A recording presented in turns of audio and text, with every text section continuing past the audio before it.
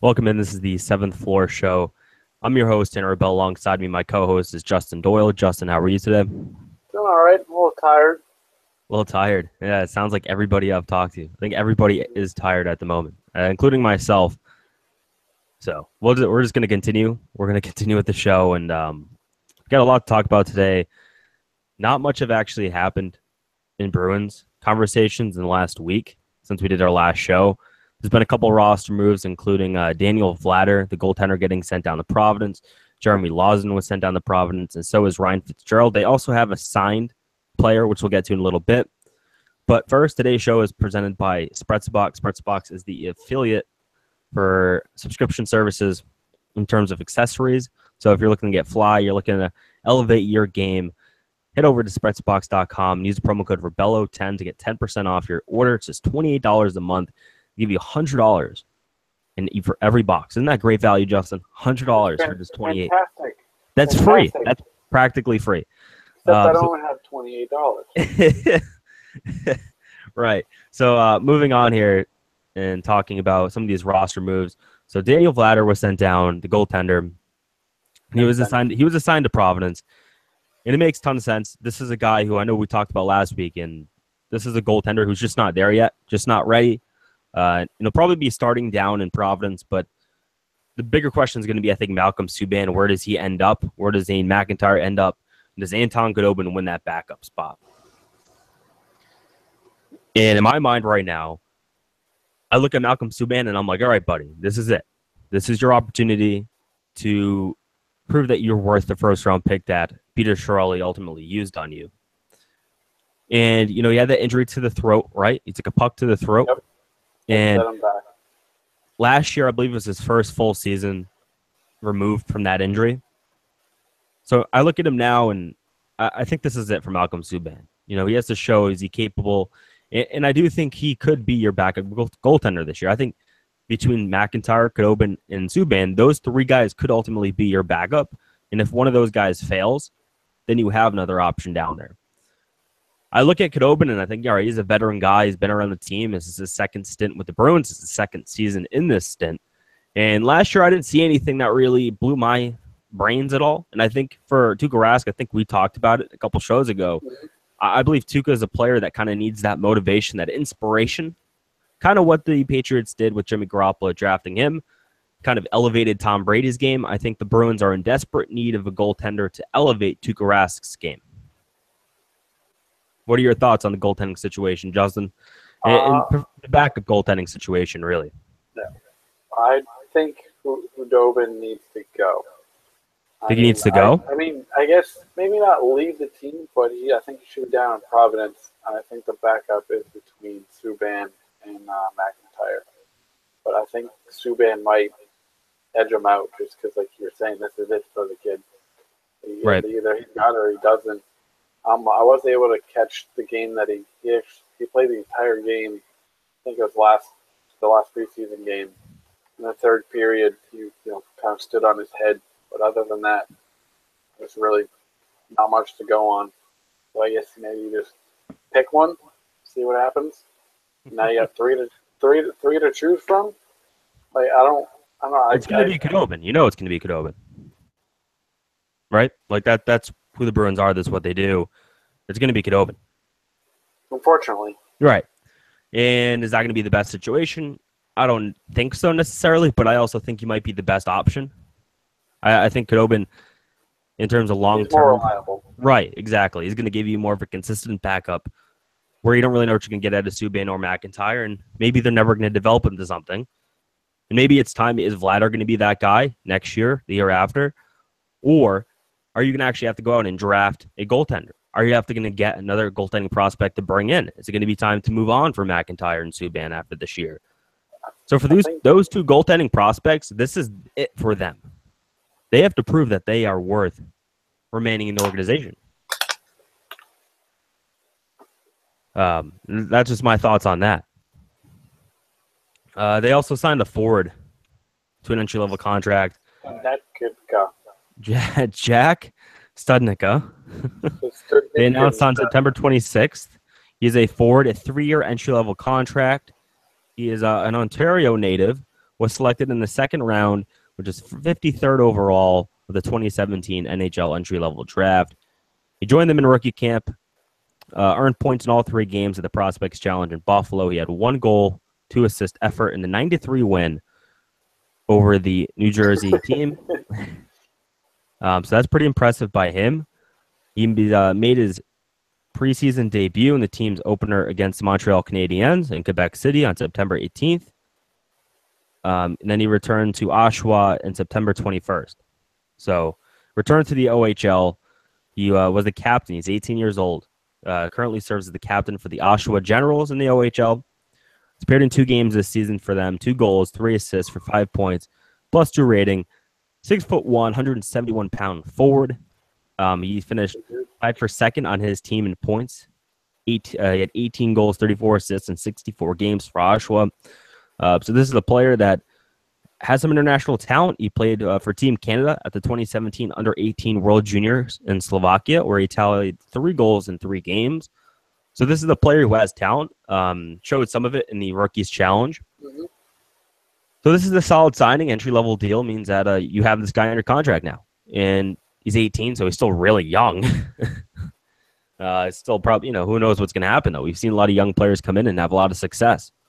So who knows where this kid's going to be, but he's shown some talent. And maybe in a couple of years, he'll be up in Boston. Maybe. We'll see. Maybe. Have that contract issue. Right.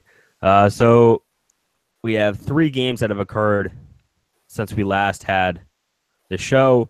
You had the 21st game against the Philadelphia Flyers. The Bruins won 2-1 in OT. You had on the 23rd, a 5-1 loss against Detroit. Then you had a 4-2 win on the 25th against the Chicago Blackhawks. I want to say Bears. The Bears, right. And then, so they're back in action on the 28th against the Philadelphia Flyers. That's in Philly. They have the game on the 30th against Chicago. Both of those games are on the road. And then you move into October. We're getting closer and closer to hockey. And we just need to get the hockey, man. I'm done with... Look, I don't watch preseason. I don't like preseason for anything in terms of any kind of sport. So opening night is at home. It's against the Nashville Predators. It's against PK Subban and that team in Nashville. Talented team. Got to the Stanley Cup Finals and lost to the Pittsburgh Penguins. It's going to be a tough game. So, yeah, it's going to be an interesting affair there. I just want to get to that point. You have 2 more games here in the preseason, and then you're there. So next week, our next show, which will be next Wednesday on October 4th, and then it releases on the 5th, we're going to release the morning of opening night. So that's to be pretty exciting. Next week's show should be jam-packed of predictions and preview of that game and the week of games into that. But preseason isn't that exciting, Justin. No, it's terrible. Has there been any takeaways that you've seen that you were like, all right, this is a development, or this is, all right, confirming that a player is not going to be that good or going to be great? Is there anything you've seen? I would say the standout for me would be Lauzen, however you pronounce his name. Right. I think. And he's now they just optioned him to Providence. Yeah, but I think. But he's not ready, right? With this year in Providence, which I assume he'll be on the first pairing, he'll probably end up being paired with Tommy Cross, the captain down there, as long as Cross clears waivers. Right. And then I think next year, if maybe a guy like Miller or McQuaid leaves, he may fill that spot. I think he can, from what I've seen. But then again, it's also preseason, so he's not playing against, like when they played the Canadians, I think he played. He's not playing against Max Pacioretty. Right. Hard to judge. I think the person who's looked real to me is Anders Borg. Yes. The highlights I've seen, so I haven't actually watched any of the preseason games because I can't stand to watch preseason anything, like I said prior. Like, I just can't stand to watch it because nothing matters. He's looked good also. I have looked at him, and I've looked at the highlights, and I've seen that, and I've seen what he's been able to do, and he looks legit. And the chemistry seems to be there. He had a goal the other night assisted by Patrice Bergeron, his line mate there.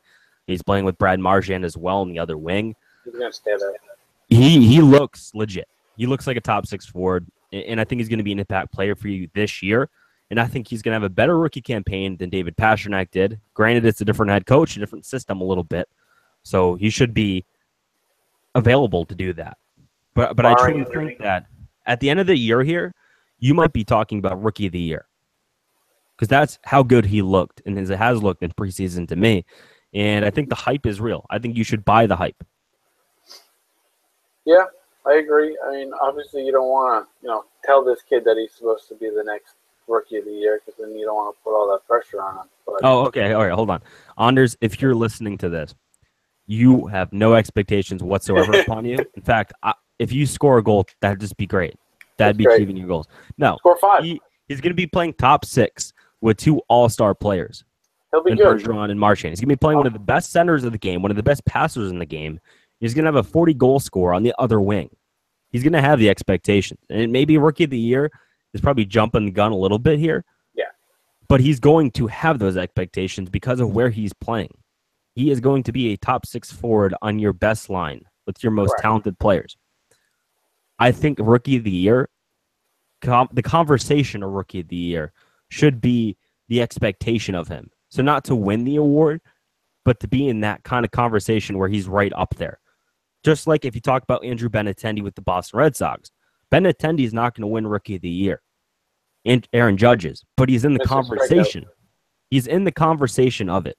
And I think that's what Anders should be looking for, and I think that's what the Bruins should expect of him to where he's playing. I think he should be like that. But it's also nice to say Jimmy Vesey, who ended up signing with the New York Rangers last year, was supposed to be that kind of player as well. He did squat. Right. Exactly. So there shouldn't be too much expectation set upon Anders Burke, but if he's in the Rookie of the Year conversation, that's fantastic. Right. But you also have guys like Charlie McAvoy who are also going to be potentially in that. Guys like JFK are also going to be in that. If he makes the team, yep. So if you're the Bruins, if you have a couple guys who are vying for that, just the conversation of it, I think that's a success. But preseason, other than that, there's really not been much. Boring. I've kind of seen. I think there was a note where I think it was Joe McDonald, who writes for Boston Sports Journal, kind of noted and pointed out that Zdeno Chara changed his skating method, the way he skates. Oh, I think I saw something about that. He physically looks like he's skating differently, and he admitted, yes, I am. I thought that for a 40-year-old defenseman, I thought that was kind of an interesting move, kind of a wild move, actually, to change it after you've had so much success with that kind of format. So I thought that was an interesting note. The fact that Chara is continuing to innovate and continues to look like the Tom Brady of the Boston Bruins in terms of never aging. Or last year, I thought he actually had a bounce-back year for Zdeno Chara. Yeah. I thought he looked better. I thought he skated better. He looked faster, and he was more effective. Better. Keyword there. Better. Right, better. And I think I'm a defender of him because I think the fact that he's been your best defenseman is no fault of his own. Of course, he was going to decline as he gets older. He was no longer going to be a top legit defenseman, but the Bruins never invested or reinvested into that defensive core. So that's their fault for him being the best defenseman. He's not away. Right. He's not saying I'm the best defenseman here. Like you are by default because of what's around you. And now there's going to be less pressure on him on the ice. I think there's a ton of pressure off the ice with him in terms of helping the development of guys like Brandon Carlo and Charlie McAvoy. So I think the pressure off the ice is probably the biggest thing that Zdeno Chara has to work on this year, is getting these guys to where they need to be. He does have that C on his chest. Right, so. Exactly. Now you have to earn it, and it looks like he is. I'm not opposed to bringing him back. And I think he wants to be back, and I think he can come back on a low price. And if the price is right, I bring him back. Not as your number one defenseman, though. If it's anything over a year, no. Too long. Yeah, right. I wouldn't mind doing year by year. And you have seen players, different other sports, and even in hockey with guys like Jaromir Jagr who have been able to kind of transcend the typical age. And Chara seems to be in top physical health and seems to take care of his body and does all the right things, and he rides his bicycle to the garden, and there's just a bunch of stuff that he does that if he plays till he's 41, 42, 43, I could see that being realistic. Just not as a number one defenseman, and I don't think he will be this year. I think at the end of the year, you're going to look at Brandon Carlo's numbers and say, actually, Carlo was a better defender this year. Mm-hmm. Or look at Charlie McAvoy and be like, oh, Charlie McAvoy was more effective. I'm not saying Charlie's going to have a bad year. Just I think you're going to have other players that kind of surpass him this year. And I know it's these really young defensemen, so that's kind of a tough burden to bear for them. Moving on here. Let's see. Let's go to this website. So I usually get a bunch of emails, a ton of emails for trifectanetwork.com where people are trying to solicit or kind of bring into the stuff like that where they're trying to sell me on something or they want a free shout out or whatever. And I got one today from this guy, but it's about hockey. So that's why I thought when I get these, I'm actually going to share it with you, Justin, and kind of get your thoughts on it. And I'm going to share it with the listeners as well. So it is a free shout out technically, but I actually clicked on this guy's link and I actually think it's an interesting site. So let's take a look at that and kind of get a feel for what it is. Yeah. So it's called GaryGeek.com and it's an NHL related site, which is why I thought it'd be relevant for us to talk about. So they have equipment data from 705 active skaters in the NHL. This is what they claim. So this is all a claim. ProStockHockey.com is what they're apparently powered by. So stick usage by brand in the NHL. I mean, I thought these were interesting numbers looking at this. You got CCM 34.3% of sticks, Bauer at 31.5%. You have Warrior at 20%, Easton at 10.1%. Then you have the other ones below. I thought it was an interesting kind of statistics here. Is there anything that kind of jumps out at you, Justin? I'm surprised CCM is number one. I would have thought it would have been Warrior and Bauer. I would have thought Bauer if you were to like ask me before, but they're right there. They're pretty close. Yeah. I thought Warrior was more. I mean, I know Char is obviously the big sponsor for them. But right. I know they've popped up a lot more. I know when I was playing it. I feel like Warriors are very. That was no, you did. They barely existed. It was just all Bauer.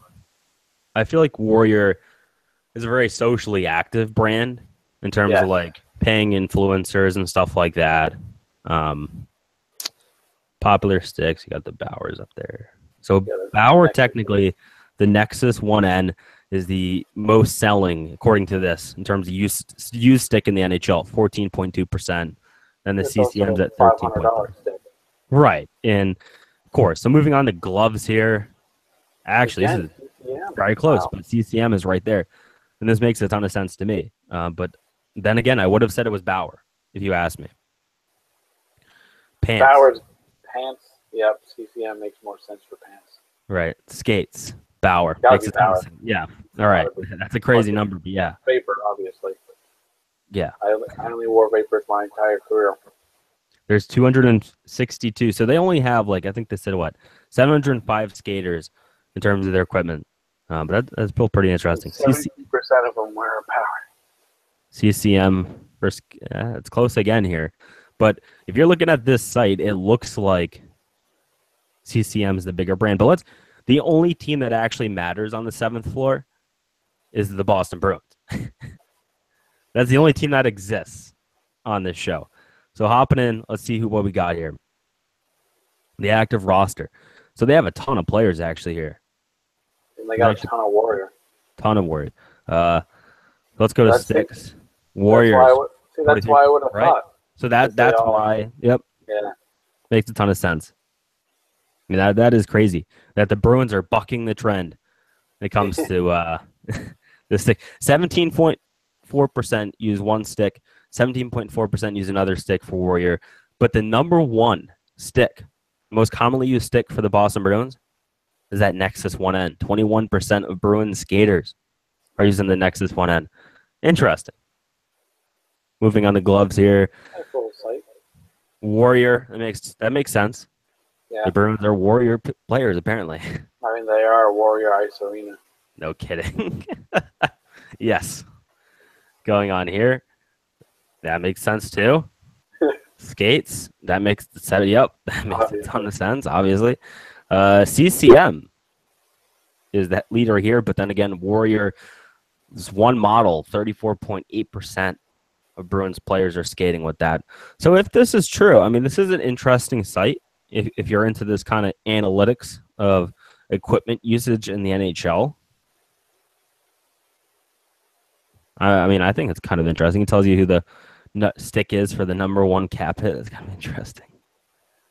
Let's see who's the top goal scorer has. Sidney Crosby has a CCM rib core. Okay. Right. I think that's an interesting site to look at. I don't know. What's your feeling on it? And I like it, but I don't know if it's not really something you check daily. It's not like No, no, not at all. That's this is like something, if you're interested in hearing the analytics, or if you're like a Darren Rovell, or you're looking for that, or if you're an equipment manufacturer, if you're Warrior, if you're a CCM, you might be interested in checking it out. I found it interesting just from like a perspective of, all right, what brand is the most reputable in terms of the NHL teams? And I think if you're in youth hockey, maybe you're going to want to look at that. Yeah. See, all right, what are the pros using? But then again, a lot of the models that were the elite models there were very expensive. And out of a lot of people's price ranges. Yeah. So we're going to move on from that, and we're going to talk about fantasy hockey. And we actually meant to talk about this last week, but I completely forgot about it. And we were running a little bit long, where today I feel like we're probably going to run a little bit short. And we're going to talk about fantasy hockey, and I want this to be weekly, because if I don't do this weekly, I might forget to set my lineup. So our fantasy hockey league, Justin's in it. Then there's a couple guys we went to college with and some of his friends, and it's all serious players for the most part. There's a couple, obviously, that are out of that. Right. But we're gonna head in. We're gonna talk about, it's a keeper league, so it's the last couple of years. So we're gonna go into this, and we're gonna pick keepers for myself and then for Justin. I've already kind of picked keepers out, but I got a sidebar on this once we get to the keepers. Right. So this is my team from last year. Our draft is October 3rd on Tuesday. So actually on Wednesday, when we do our next show, we will be able to actually talk about how our draft went and all of that and kind of give an update on this. So as you can see, my team last year was okay. It was very okay. I had Patrick Kane, Vladimir Tarasenko, Artemi Panarin, Patrice Bergeron, leading up the forward group. My defense wasn't that great last year. You know, Buffalo was my best defenseman, which, coming into my goaltender group, not that great. Corey Schneider, John Gibbs. I mean, it wasn't that great. If you look at my goaltender group, it's just poor, piss poor. Mine was terrible too. Defensively, I thought I sucked, but offensively, if you're looking at my offense here, I thought it was pretty good. Thought I was pretty good. And can I look at standings from last year?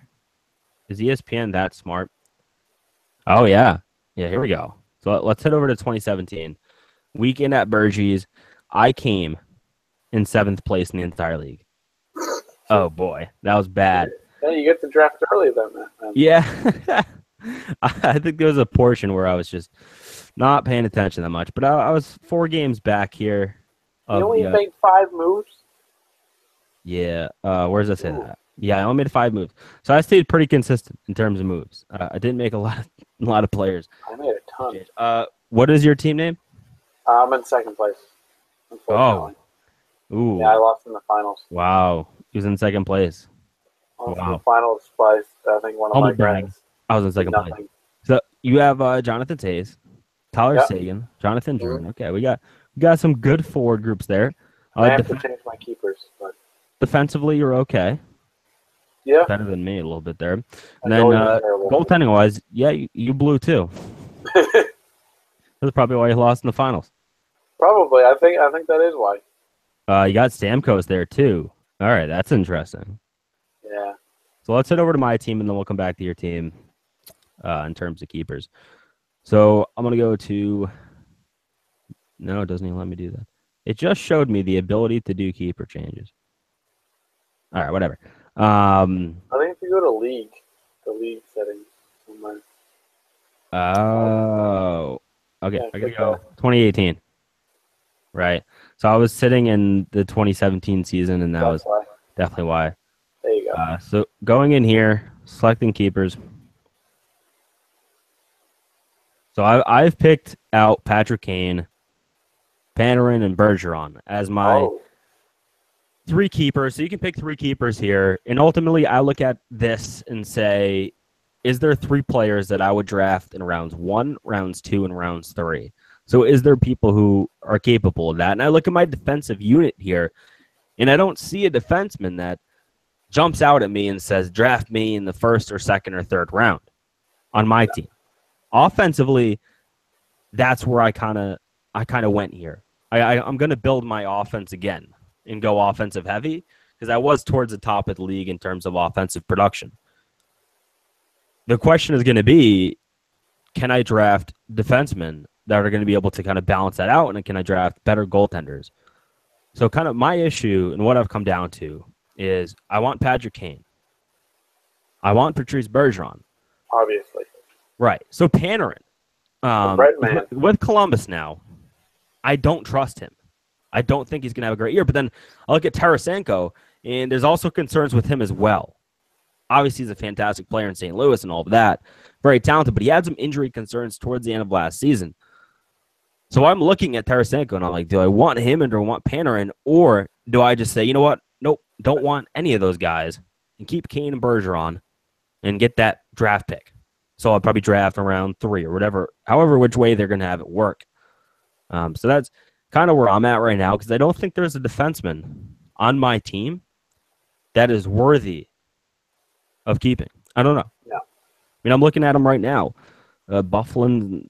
Maybe Parenko or Parako, however you say his name. Yeah, but that's a guy you can draft, though. That's the issue. Exactly. Like, I was really bad defensively. If you look at I mean, Seabrook's old now, so. Really bad. A couple years ago, Seabrook would be a keeper. But. Yeah, so unfortunately, I was really bad in the defensive aspect. So I think I'm going to go either Panarin or Tarasenko, but right now I'm kind of thinking, all right, maybe I go with 2 keepers and then kind of move on from that. Looking at the league activity here. Yeah, sidebar. I think this person's cheating. Because if you notice, they dropped Crawford and picked Holtby. They picked 3 players up. So I'm going to guess that they just picked them to be their keepers. I mean, Holtby would be an interesting keeper here. Yeah. All right. I don't know if we're recording this right now. Fitting the system. So this person's cheating the system. If you think they're cheating the system, let us know. We're putting them on blast right now. Who is this person? I saw that earlier today, and I was thinking, what's this going seems on? not legit. Heatley up some Campbell Subban. Great. Okay. Nate Schwartz. May the Schwartz be with you. So looking at his team, I actually have no idea what he's doing here. Phil Kessel's not going to be your keeper. If you're him, you keep Sidney Crosby. Marchand, probably. I mean, Austin Matthews is here. He has a great team. Pavelski's not going to be a keeper. He's a great player, though. Crosby, Marchand, Matthews, Drew Doughty's down there, too. Doughty, But you would keep Brandon Holtby. Yeah. When it comes down to it, you probably would keep Brandon Holtby because there's not going to be a better goaltender out there for you. He's in that elite class. So I think this guy's cheating the system here. I don't know why you would pick up Kessel or Schultz. We're going to have to talk to the commish. Or he was like, oh, I picked up Holtby. Damn, they're going to think I'm up to something, so I'm going to make these other roster moves that make no sense. Because your roster is going to be completely different. So the 3 keepers is all you get. I think he's trying to work the system here. I think so. We're gonna bring in the commish. Yeah. Bring in the commish. I think we have a 10-yard penalty here. Offsides, face off. That's a slashing penalty. I'm taking the flag out of my sock right now. What's your thoughts on the new face off rules? I'm gonna bring them up specifically here. But what's your thoughts? Because there has been way more penalties, and guys like I think the Bruins are going to be one of those teams that kind of has an issue. The face-off rules, you're saying? Yeah, the new face-off rules. It's the one where the skates have to be behind the square, right? Right. Rule 76.6. Yeah. It's the one where yeah, and I'm trying to find. So this is like the Red Wings. What the hell? Why does it look like this? I like the rule, to be honest. I get where they're coming from, but trying to prevent the heads banging together. Right. Right. That's definitely a big issue. It It doesn't is seem like it, rule but NHL rule 76.6. So there's a lot of like interesting things that will go on with this rule. One of them is sending two centermen out on the ice at the same time. that's not allowed.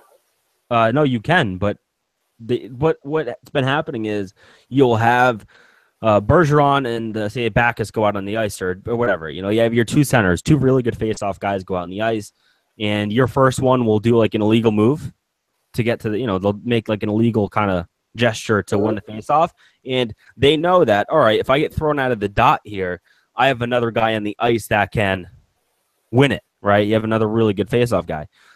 So interesting here is that, you know what? No, that's a penalty on you now. That's a face-off violation. So you don't have that ability to now have two centermen. Like, you're not going to do it. You know what I'm saying? You can't cheat here. So this is the rule book here. When at least two face-off violations have been committed by the same team during the same face-off, this team shall be penalized with a bench minor penalty to the offending team. This penalty shall be announced as a bench minor penalty for delay of game face-off violation. So that's the new rule that the NHL is throwing out there. So that'll be interesting. That's an interesting note here that they're doing. Right? And I think it will take away from teams that are trying to kind of change that up. Because you have seen that where they'll throw the Bruins will throw out Bergeron and like a Krejci or a Backus out there together. And the first one will try to purposefully kind of gain an edge, maybe an illegal edge on the other player. And they get thrown out of the dot, and then they bring in another guy who does the same thing. Because they knew before this league was installed, this rule here, that, all right, they're not going to throw me out now. They're not going to throw two players out of the dot in a row. Mm-hmm. So you'll have Bergeron commit the rule infraction. Maybe he gets tossed out. Maybe he doesn't. Say he gets tossed out. They bring in Krejci last year. Krejci then does the same move. There's a very low chance they're going to throw him out. But now it's like, nope. Penalty. That's a penalty now. That's actually great. It's going to cut down from the cheating that goes on in the face-off dot. And maybe you'll see conversion numbers, face-off wins go down for the Bruins and for Bergeron. But that's an interesting part of the game that I never really thought about. I never really thought that was an issue. But I guess it is. And I think it's right that they're actually trying to prohibit that kind of behavior. But penalties ultimately slow down the game, and that's not a good thing. So it's kind of a double-edged sword here. They do, but they don't. I mean, the calling of the penalty will slow down the game because then, stop play, bring it out of the box. Then also the other team gets a power play. Right. That's a possibility more goal scoring. Right. The other thing that they added, just since we're going on little changes, is that now if you challenge offsides for a goal, if you lose, it's a penalty. It's a delay game penalty. You do not lose your timeout. It is now a penalty if you challenge offsides for the opposing team's goal and you lose. You get a 2-minute minor. I'm like so that. over offsides and all of that shit. Like, they're making it so it hurts you review more. everything. Yeah, that's why they installed that, because they called it for almost everything. And every time it's overturned for the Bruins. Here's one of my issues, is when your goal is ruled back, they call back a goal called offsides, and the offsides infraction occurred like 2 minutes prior. That's bullshit. That's a good goal. I don't care. The other team had 2 minutes to get the puck out of the zone. For me, that's offsides to me is when you make that, you commit the error. So you commit that infraction and score right away. That's offsides. Yeah. That's a bad goal. It has to be immediate. There has to be no slow kind of stop. Maybe so it has to be right away. Maybe there's a pass there. Maybe like 20 seconds. Yeah, maybe a couple passes. Maybe, say 20 seconds. Yeah. I think they should expand it. I don't know. You want to increase goals in the NHL, right? That's kind of the goal here, is to increase goals and make the game a little bit more exciting and more pucks to go in the net. That's really what people want to see. And you can debate that whether or not that's good for the game or whatever, but there's less fights, there's less physicality in the game. So maybe I think the goals is a way to kind of combat that lack of interest there. Kind of make people enthusiastic about the game a little bit. I don't think hockey has that much of an issue. It moves really quick, but I don't hate the idea of getting more goals and kind of increasing that possibility. I don't want like 6-6, 6-5 games. No, but you don't want like 1-0 games. 2-1 games isn't bad, but 4-3 is good. Right. I think if you're the NHL, you should want to increase your goals a little bit. And I think the whole I think by 1 or 2. Right. So that's a big thing to do though. Increasing your final score by 1 or 2 over the course of a season. That's a tough thing to do. Part of that might be, would you expand, push the blue line back a little bit? I don't know. Make the goals a little bit bigger? Maybe. I think that's probably what I would do, is I would make the goals probably a little bit taller. So you're not making them wider, which would take up more of the ice. Make them a little bit taller. So guys like, Brennan Holtby and Tuukka Rask are like 8 feet tall. Pecorino. Pecorino too. These goaltenders take up the entire. There's like no place to shoot at all.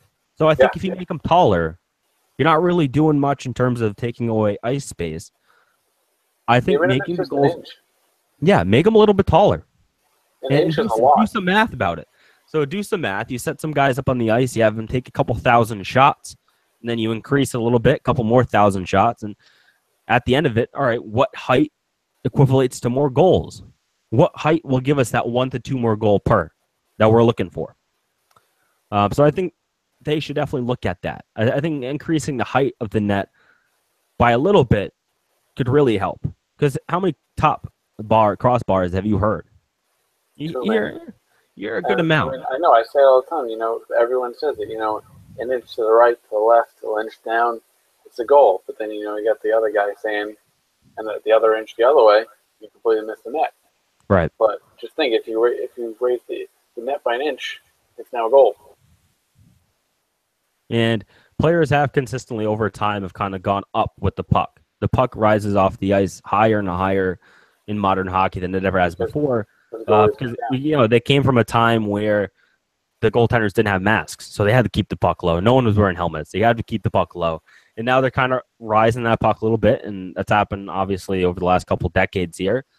So I think rising the nets a little bit would be an efficient way and a cheap way to do it. And I think it'd be an easy way to do. And the goaltenders would probably be pissed, and the players' unions would probably be kind of split on it. I think the goaltenders would be the only ones that'd be pretty pissed about it. But you look at these guys, and their pads are massive. I mean, they're like wearing mattresses out there. Jack says it all the time, the 2 coaches. Yeah, no, they are. They are massive. The pads get bigger and bigger for these goaltenders, and obviously safety is in mind there. So great. But you think they're wearing bigger pads and they get bigger because it blocks more the net? Yeah. I think, didn't they shrink it a couple years back by a little bit? The pads? Yeah. There's restrictions on the pads for sure, yeah. There's all these technicalities and stuff you have to do, but they're massive. They could probably, I think they shrunk them a little bit, but it was very unnoticeable. And obviously, you're not going to take like 2 inches. These guys are tall.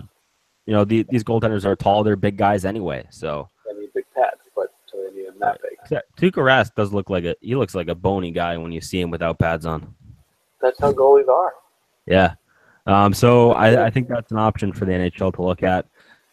For the Boston Bruins, I mean, they'll probably score more goals if that happens, obviously. I think that's the goal for everybody, is to score more goals. We don't really know how it's going to look, because who knows? Maybe this season goals are going to explode, or maybe they're going to go down, or maybe they're going to stay the same. So ultimately, you have to see it, and you can't judge it off of a game or a week. You have to judge it over the course of the season. I think the new face-off rules, I think the way they've done that, where you can't have 2 violations in a row, I think that's going to take away from goals. If you have an offensive face-off here, offensive zone face-off, Bergeron commits the penalty, and then Krejci comes out, and he's like, "Oh, they're not going to throw me out." And they're like, "Nope, that's a penalty." And you lose that opportunity to win that offensive zone face-off, and that's not a goal now. So I think that's going to take some goals away. I don't know how much, but how many offensive zone face-off goals do you have a game? Maybe one, maybe two. Depends on the game. Yeah. But I look at that and, all right, maybe we're going to see some lower goal numbers over this year from that rule change. And I think it was a good rule change because I think there were teams like the Bruins who we watch on the daily basis that were gaining an illegal edge on other teams, but I think every team did it. I don't think they were the only ones. And if you have an offensive zone faceoff, you're going to send your two best faceoff guys out there just in case. Mm-hmm. That's what you do. And if you in a high pressure situation, that's what you do. So I think it's going to take away some goals here. I think that's what will happen. Or it'll add goals because on the flip side of that, if you're in your defensive zone and you send out your two best faceoff guys, now they can't commit that penalty twice. Maybe that's going to create a goal because of the penalty. Who knows? But I think it's going to take away some goals here. Long term on that. Not much, but it'll take some way. So that's it here for the 7th Floor show, I think. Was that quicker or slower? I have no idea. How do we do for time, Justin? I think it was a little bit shorter. A little bit shorter, but then again, we're here in the middle of preseason here, middle of camp. There's not much to talk about. There will be a lot to talk about in next week's show. We will be previewing the NHL season, which will kick off when it releases. Thank you for listening. Follow us on Twitter at Trifecta Network. Follow us on Twitter at Trifecta Sports Network. Make sure to check out the blog, trifectanetwork.com. Make sure to like, subscribe, share, and comment with your fantasy hockey questions. Maybe we can answer them. And if you have any suggestions for me in terms of do I keep Tarasenko or Panarin, let me know. Because I'm not very confident on either one of those players. But what I am confident about is Patrick Kane and Patrice Bergeron. In terms of defensemen, I still have no idea. And we will recap the draft in next week's show and also kind of give some fantasy hockey tricks. I don't know. Maybe you should be the one giving the tricks there because I clearly didn't do that well last year. Thank you for listening, liking, and subscribing.